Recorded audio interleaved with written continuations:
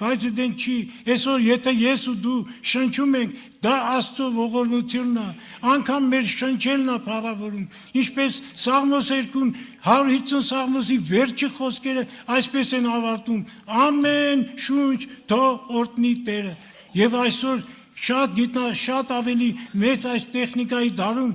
մարդիկ ապացուցել են, որ մարդու հոգին ամեն շնչառությունը, երբ որ դու շունչ ես քաշում, բարձրախոսով բարձրացրել են այդ ձայնը, եւ ամեն մարդ անկախ նրանից հավատում է, չի հավատում, իր շունչը ասում է Եհովա, հրեական բառերով Եհովա նշանակում է շատ հետաքրքիր է, երբ որ ուսումնասիրում ես, շատ հետաքրքիր բաներ կան, որ մենք չգիտենք, բայց Աստծո խոսքը հավատքով, երբ որ դու ասում ես, շատ բաներ ես հասկանում, նայիր ձեռքին, նայիր մեխին, Եհովա, եւ այդ